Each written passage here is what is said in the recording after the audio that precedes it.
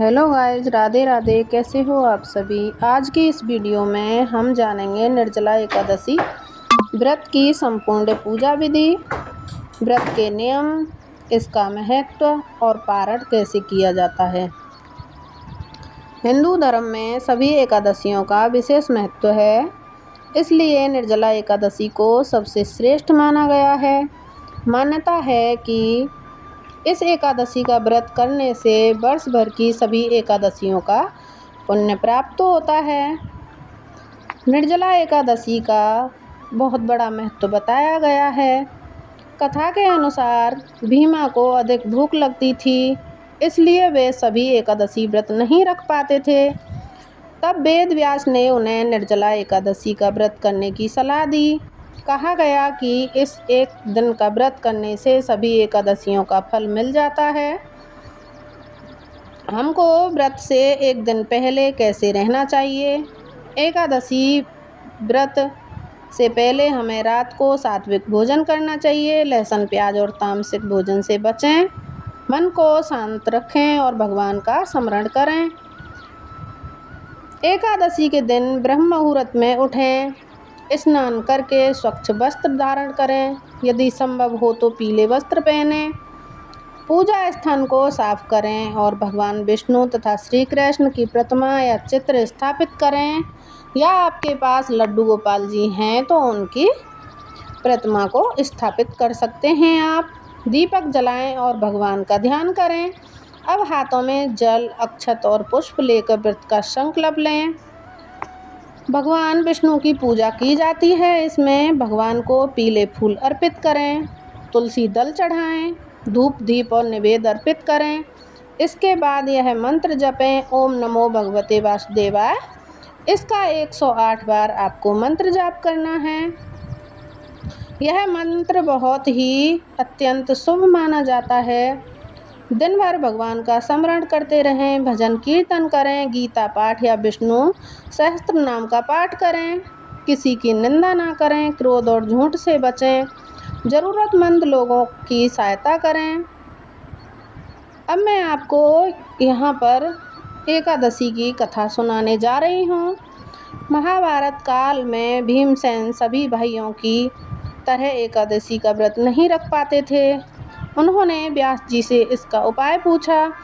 तब व्यास जी ने कहा कि यदि तुम केवल श्रेष्ठ शुक्ल पक्ष एकादशी को निर्जला रहकर व्रत करोगे तो मैं तुम्हें सभी एकादशियों का फल प्राप्त होगा।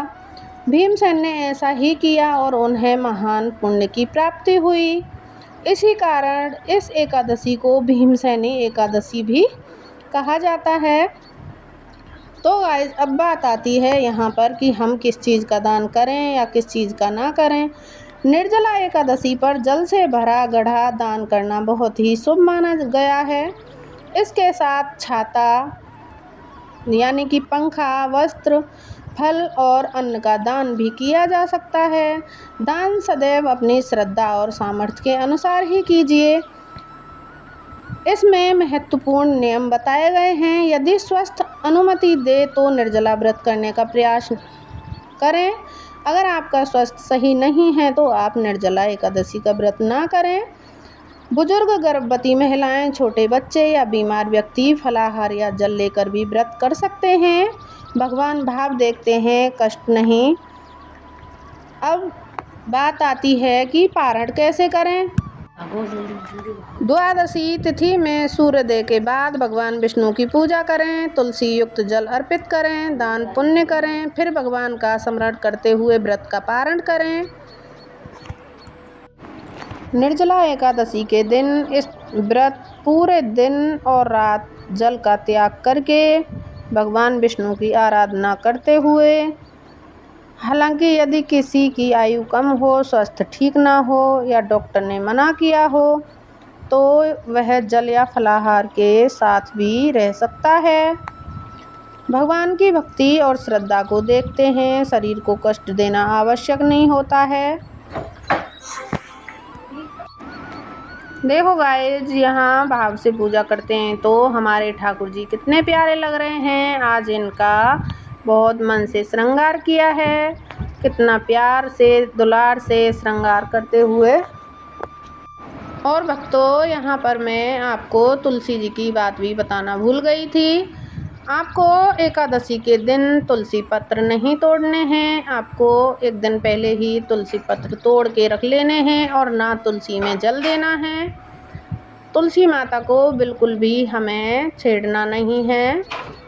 उनको उस दिन ऐसे ही रहने देना है, ना जल देना है, ना पत्र तोड़ने हैं, क्योंकि तुलसी माता का भी एकादशी का व्रत रहता है उस दिन। इसलिए हम ना तुलसी माता के पत्र तोड़ते हैं और ना तुलसी माता को जल देते हैं। एकादशी के दिन भक्तों सर नहीं धोते हैं। और भक्तों, एकादशी का व्रत कठिन क्यों होता है? गर्मियों के समय जब पानी के बिना कुछ घंटे रहना भी कठिन होता है, तब भगवान के प्रति स्मरण और संयम का यह व्रत किया जाता है। लेकिन इसका वास्तविक अर्थ केवल भूखा प्यासा रहना नहीं होता है। इस व्रत का उद्देश्य है अपनी इंद्रियों का नियंत्रण करना। अपनी इंद्रियों पर नियंत्रण करो, मन को भगवान में लगाना और बुरे विचारों को त्याग करना। शास्त्रों में वर्णन मिलता है कि इस दिन भगवान विष्णु ने कहा, जो भक्त श्रद्धा से निर्जला एकादशी करेगा उसे महान पुण्य प्राप्त होगा और उसके अनेक पाप नष्ट होंगे। लेकिन ध्यान रहे, यह वरदान केवल भूखा रहने के लिए नहीं है। इसके साथ सच्ची भक्ति, दया, सेवा और अच्छे कर्म भी करना आवश्यक होता है। निर्जला एकादशी पर जलदान का विशेष महत्व बताया गया है। गर्मी के समय में प्यासे को पानी पिलाना सबसे बड़ा पुण्य माना जाता है। यदि संभव हो तो जल, फल, छाता, वस्त्र का अन्नदान करें। कई लोग सोचते हैं कि व्रत करने से केवल धार्मिक लाभ मिलता है, लेकिन व्रत में हमें संयम, अनुशासन और आत्मविश्वास भी रखना चाहिए।